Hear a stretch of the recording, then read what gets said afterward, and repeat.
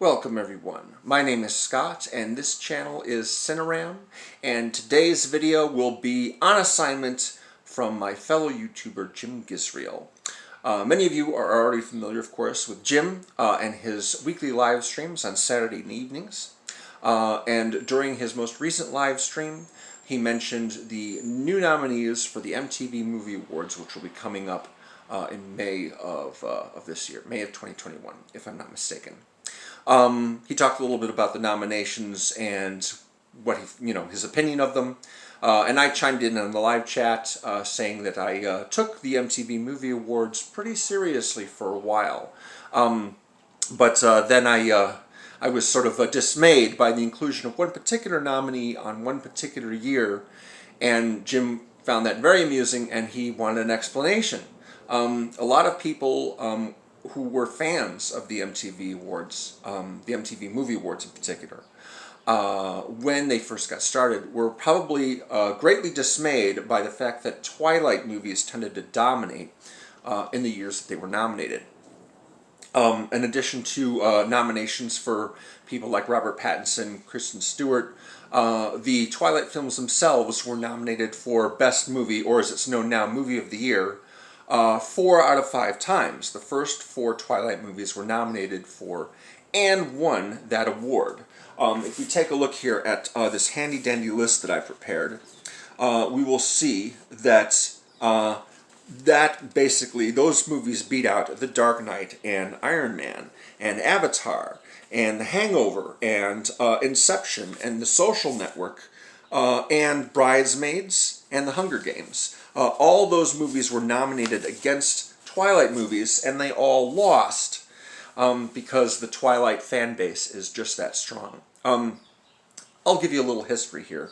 The first MTV Movie Awards aired in 1992. They were largely focused on the movies that come out the previous year, and Terminator 2 Judgment Day won every single award it was nominated for except for Best Villain. Best Villain went to Rebecca De Mornay for The Hand That Rocks the Cradle.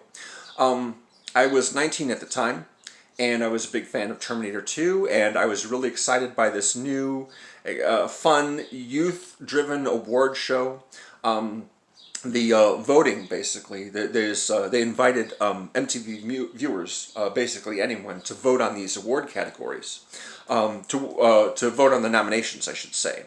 And pre-internet, this would involve either writing up and mailing in a ballot or calling a 1-800 number, or maybe it was not a toll-free number. It's been a while, I can't remember. And though I didn't really vote all that much, I was very curious about the films that were nominated and the movies that won, and whether they were deserving or not. As I said, Terminator 2 won the big prize. Best Movie of the Year, in addition to a lot of other things that won.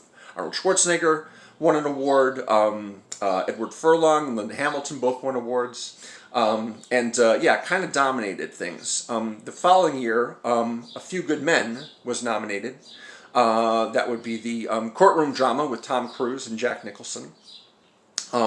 It was nominated against Aladdin, which I would have preferred win, but I was, not dissatisfied by A Few Good Men.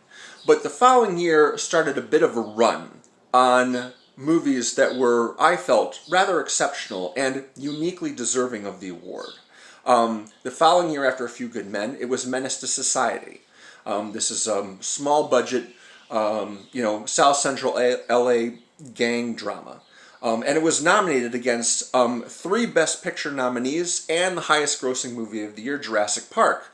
And yet this movie, the lowest grossing of the batch, I would assume, and a movie that received 0 Oscar nominations, won. Why? Because, well, let's just say it was more topical than something like Schindler's List. And it was a lot cooler and edgier than something like Jurassic Park or The Fugitive. And then the following year after that, Pulp Fiction won Best Movie over movies like Forrest Gump and Speed and Interview with a Vampire. And it was around this time that I thought, this is the movie award show for me. This is very much on my wavelength right here. I may not love all the movies that are nominated. In fact, a couple of them are occasionally movies that I think are kind of bad. But it seems like the right movie wins every year. And most of the other nominees are quite worthy.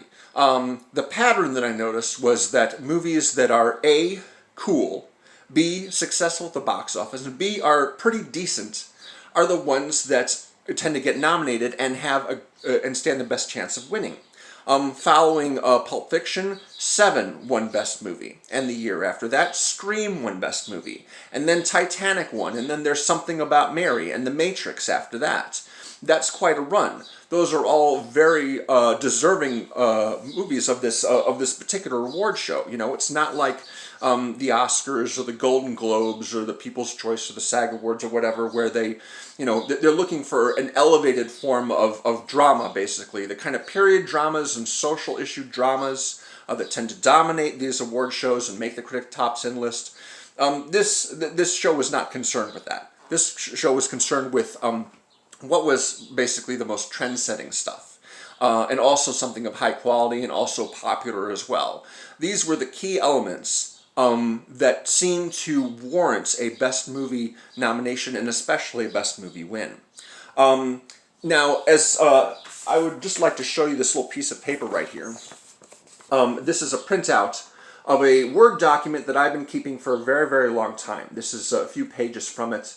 I kept careful track of most of the nomination categories over the years, and I would basically look at, you know, movies that were coming out and say, you know, what are the chances of this particular movie getting an MTV award? What about Best Action Sequence? What about Best Villain? What about Movie of the Year?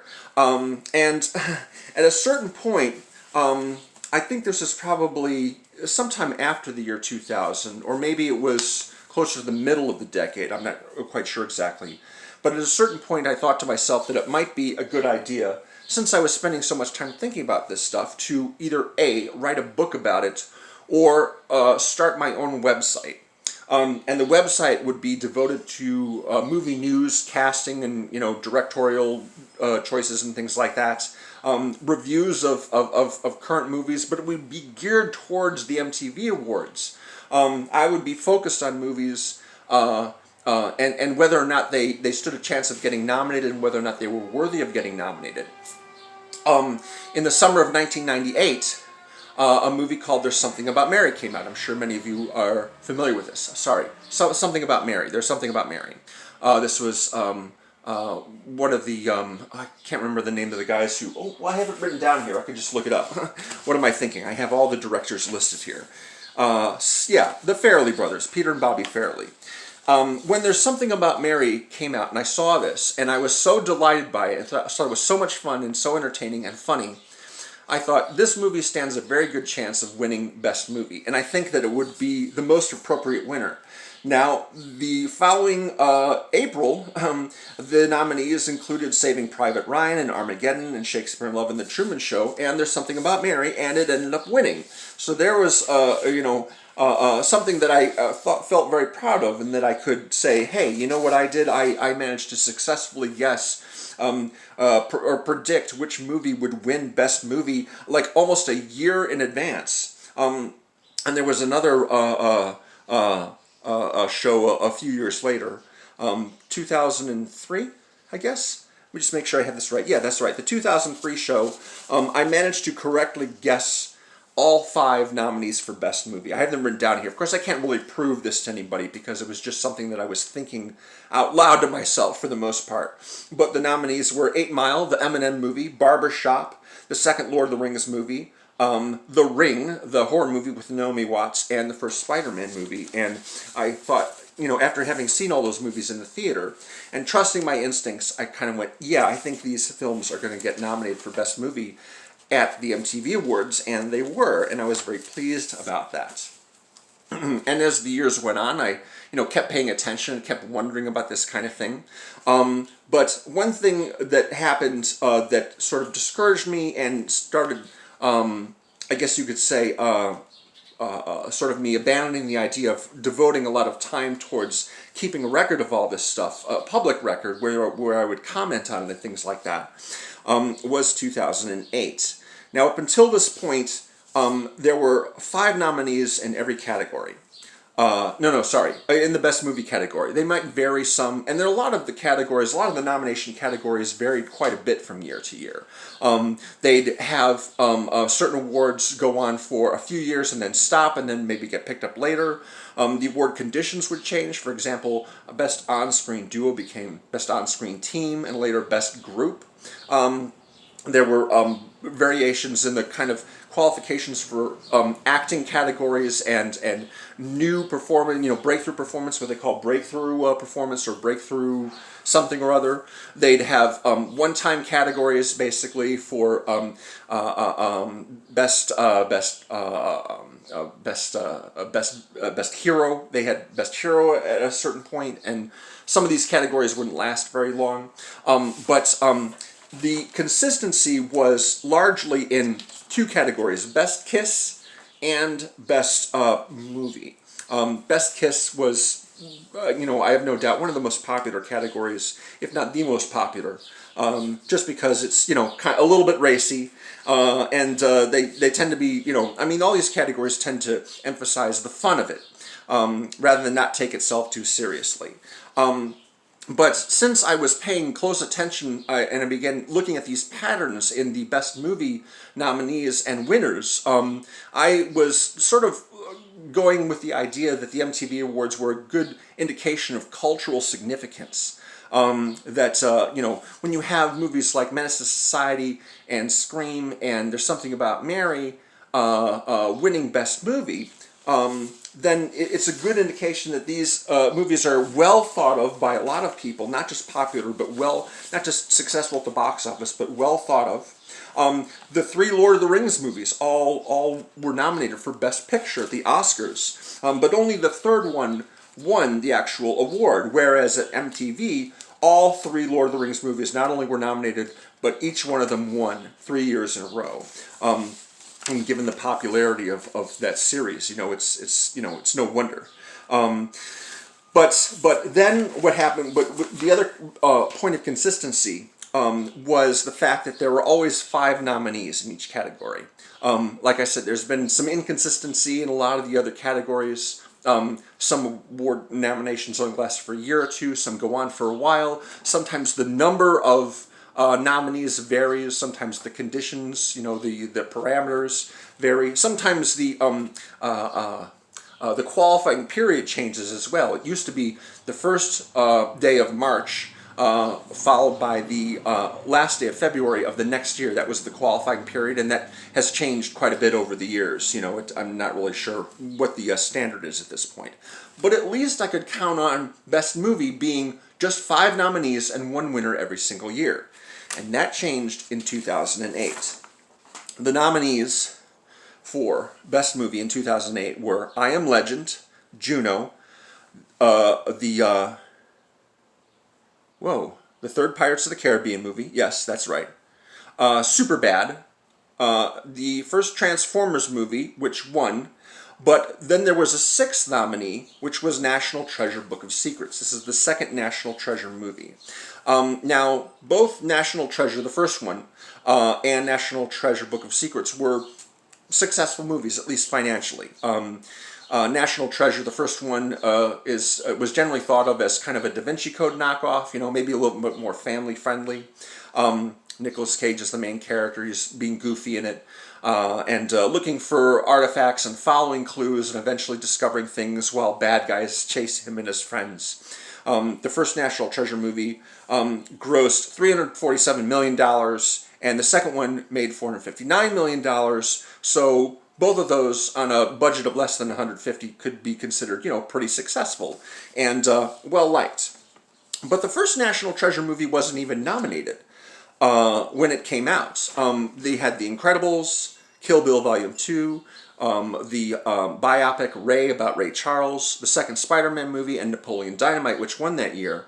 National Treasure really wasn't something that was considered. And I would have been very surprised if the first National Treasure movie had been nominated that year, because while it was successful and entertaining, you wouldn't really consider it a cool movie, not necessarily a trendy movie, which is what most of the Best Movie nominees, and especially the winners, tended to be. However, in 2008, for some inexplicable reason, instead of 5 nominees for Best Movie, there were 6. And the one that stuck out like a sore thumb to me personally was the second National Treasure movie. Why? Why was this movie nominated? Why was there suddenly an extra nominee in this movie that, while it was successful financially, nobody was really talking about, and nobody really cared about all that much? I mean, people talked about the first National Treasure movie when it came out, when it was successful. The second one, it made money, but I don't know a single person that cared anything at all about that movie. I eventually saw it on video. I didn't think that much of it. It's nice to see Bruce Greenwood playing a U.S. president in any circumstance, so that's always cool. But I was really sort of miffed by the fact that they had to expand the category by one nominee, so it would seem, just to nominate this one movie, just to give it a nomination. I've not talked to anybody who was involved in making. I've not done any official research on it, really sort of exploring what the process is. The nomination process is always been mysterious to me for this awards category. The first few years that it was on, there would be a host, basically, Chris Connolly, a host for a special, who would say basically the same thing every year that says the nominees in these categories are picked by MTV viewers just like you. I took his word for it. When the voting went online, of course, that meant that it made it a lot easier for people to vote rather than having to mail in a ballot or make a phone call and press a button to vote for something. You could just go online. And you could go online as often as you like. You could vote all day, every single day, for a period of time for your favorite nominees. And that's probably one of the reasons why Twilight did so well. Not because the other movies didn't have support or weren't good, because they clearly were, but that the Twilight fans basically spent as much time as they possibly could voting for their picks at the MTV Awards, which is why they won so many of them. So that's understandable. I mean, with the kind of fan base that Twilight has, the devotion, the single-minded devotion of a fan base like Twilight, it's no wonder. I'm not happy about the fact that all those Twilight movies won Best Movie of the Year, but I understand it. National Treasure 2, however, that I didn't understand. But I wanted to just go through some of these nominees here as a possible explanation. If we take a look basically at all the categories, the films that have been nominated for this award so far, we might be able to see a pattern. 1996, Dangerous Minds. 1999, Armageddon. These are out of order. I'm missing a page here. 1997, The Rock.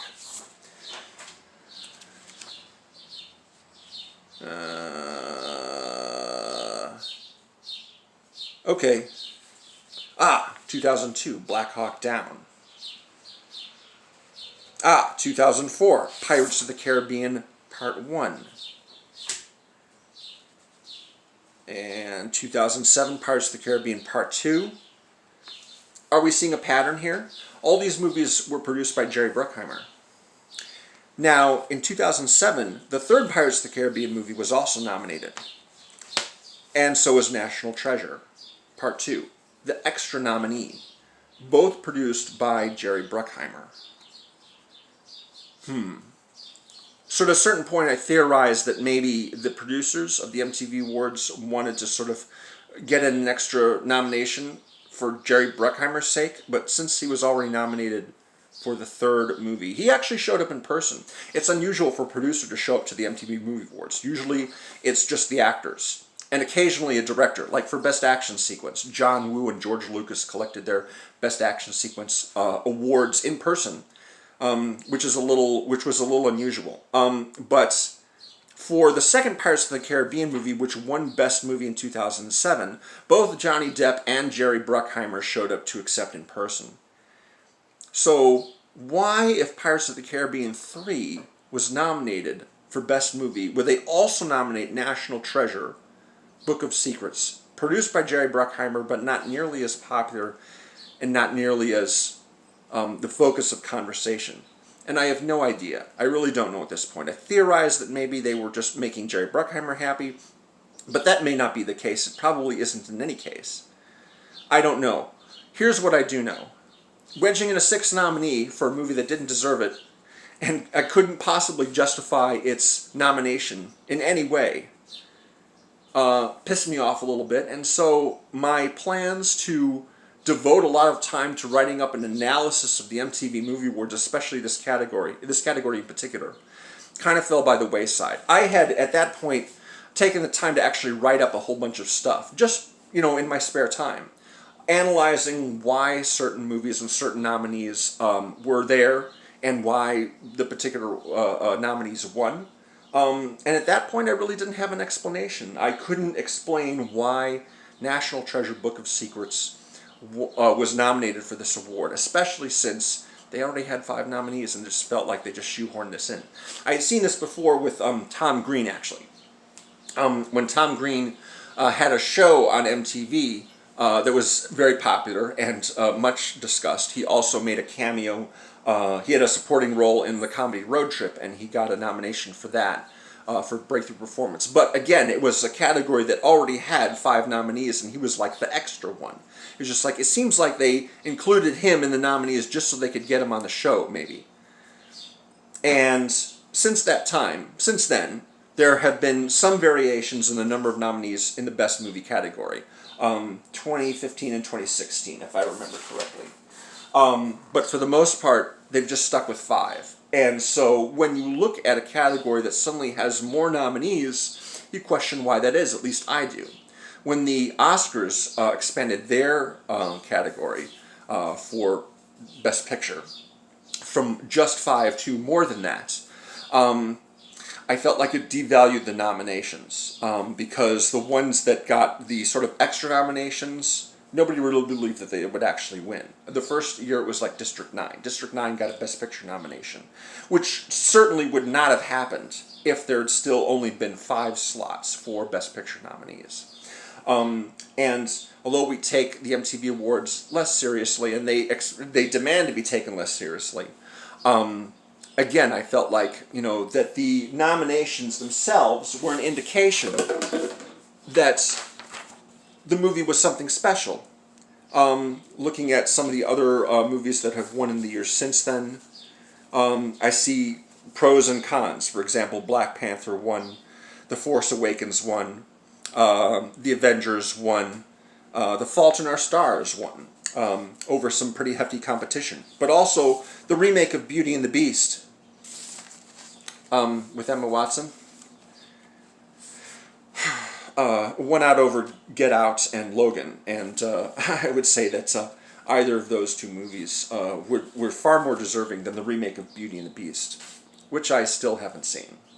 I don't need to see that movie to know that it's not as worthy of Best Movie at MTV over Logan or Get Out. Maybe I'd change my mind if I actually saw the movie, but I kind of doubt it. Anyway, that's what's going on with me. That's why I didn't end up trying to write a book or create my own website devoted to the MTV Awards because, I lost interest. And around age 35 or so, I realized that this particular award show is no longer for me. I am no longer the target audience. Jim was commenting about kids watching MTV and nominating like R-rated movies and such. And I thought, no, the MTV audience is really more teenagers and young adults, like college students and things like that. That's sort of where it's been trending. Because it's not like they haven't been nominating R-rated fare right from the very beginning. I mean, frickin' Seven is a pretty dark, R-rated, grim movie, and it won, basically. It won over Apollo 13, a very optimistic movie. Because the MTV viewers that voted felt like Seven had more of an impact, I guess you could say. And that's sort of what I was looking at here. What kind of impact do these movies have? The ones that win, for a time, tended to be the ones that have the most impact. And with the remake of Beauty and the Beast winning, I see that's not actually true anymore. So, there you go, Jim. I hope you enjoyed that, and thanks all of you for watching. And my next video, of course, will be on my next Hitchcock movie. Thanks again. And if you'd like to see any of my newer videos, the best place to look for them will be on my Facebook page, link below. Take it easy.